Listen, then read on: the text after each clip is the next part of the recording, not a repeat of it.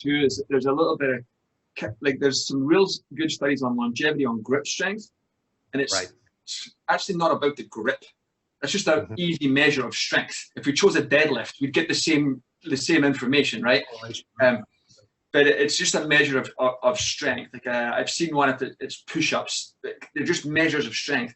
But I think the ability to get off the floor if you fell is super important. So I think there's a key component of mobility, and I like to think of mobility as when you talk about flexibility as tissue extensibility, how much you can stretch. Mobility is how much you can move around a joint.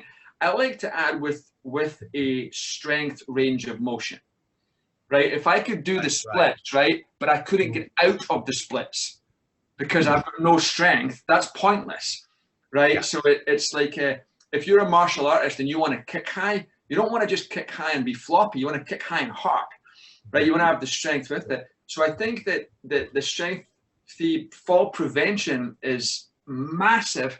But let me fast forward to, it was a crazy fall and now you're down. Can you get up?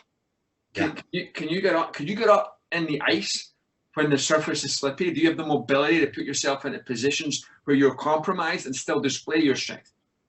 Yeah, that is definitely all part of it. And I don't, people don't like to lift heavy weights because they think they're going to get injured because they're not doing it correctly. And people sometimes they fear working hard, but a really well-designed program takes into account all that stuff. So I was just recently watching some continuing ed, Brandon Marcello's program from Perform Better this summer. I flipped it on.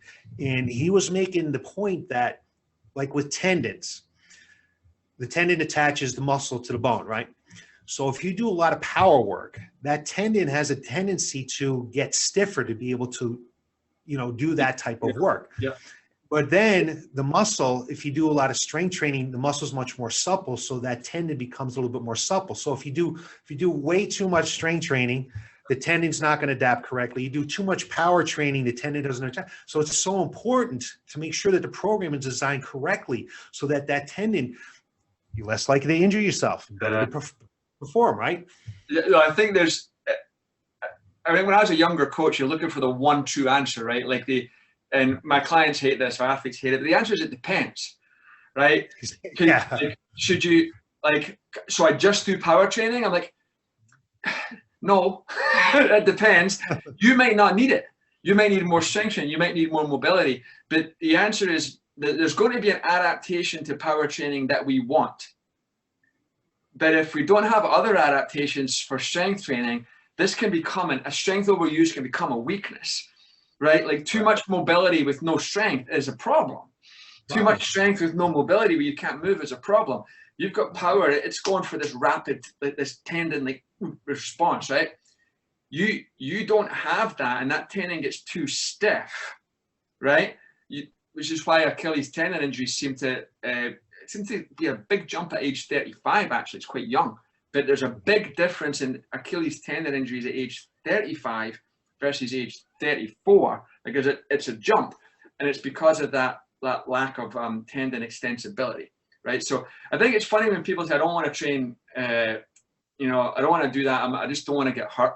I'm always like, oh, that's funny, because up to now, all my clients have come in and said, I just want to get injured. That's why I'm here.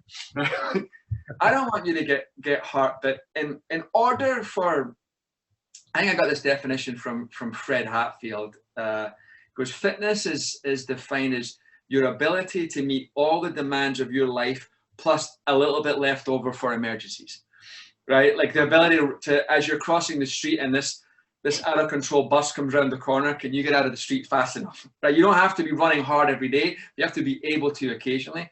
So if your life is here, we've got to buffer it. We've got to have a little bit of overlap on the other side. I don't want you to fall.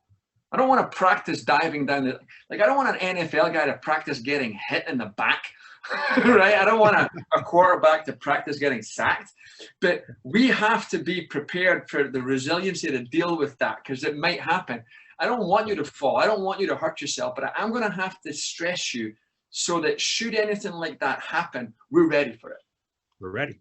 We're ready. All our clients, unless you have some kind of contraindication, you have an injury, everyone trains off the floor. Everyone gets up and down off the floor. You Yeah. have to do.